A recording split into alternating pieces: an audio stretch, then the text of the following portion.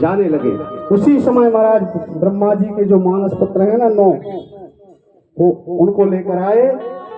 करदम जी ने कहा कि बहुत अच्छा, आप भी 9 पुत्रों को लेकर आए हैं महाराज, तो मेरे यहाँ भी 9 कन्याएं हैं।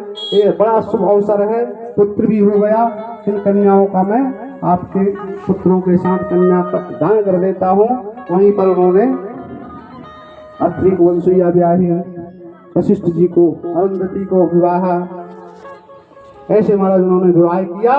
उसके बाद करदम जी चले गए और महाराज गंगा सागर में जो जहाँ करदम आश्रम है, जहाँ कपिलासन है, वहाँ देवहूति बैठी और भगवान कपिल के सामने एक प्रार्थना करने लगी। क्या?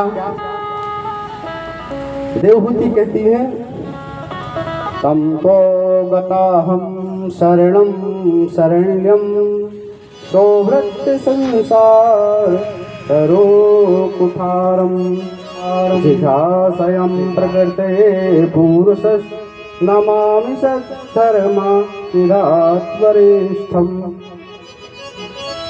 तम त्वागताहं शरणं शरण्यं।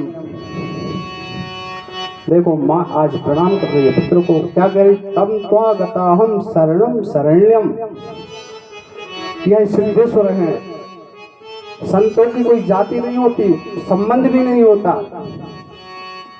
इसी जन्म में आपने देखा होगा कि जब व्यक्ति ब्रह्मचारी का संकल्प ले लेता है तो ब्रह्मचारी हो जाता है, फिर गुरु से संबंध होता है। और जब वो संन्यास की दीक्षा लेता है तो गुरु का ही गोत्र हो जाता है, गुरु का ही स्वरूप हो जाता है। नाम गोत्र कुल सब बदल जाता है। हमारी भारतीय संस्कृति में जो संत बनते हैं ना, लाल कपड़े वाले, आपने देखा होगा, उनका कुल गोत्र सब कुछ बदल जाता है, नाम बदल जाता है।